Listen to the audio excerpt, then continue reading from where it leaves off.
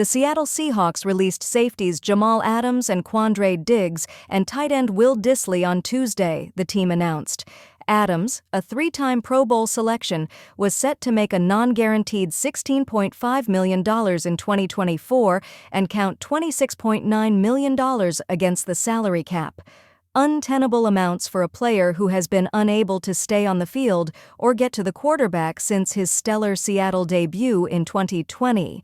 Adams's release wipes the $16.5 million off the Seahawks' books, as well as the $17.5 million, also non-guaranteed, he was scheduled to make in 2025, the final year of his contract.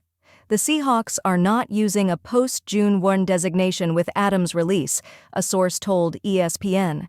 That means they will save $6.1 million against the 2024 cap, according to Over the Cap, while absorbing all of his $83 million in dead money right away.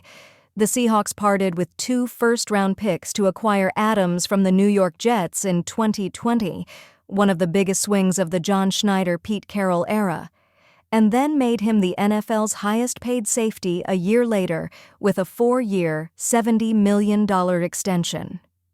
Adams made his 3rd straight Pro Bowl during his debut season with the Seahawks while setting a record for defensive backs with 9.5 sacks, but Adams hasn't recorded a single sack since then.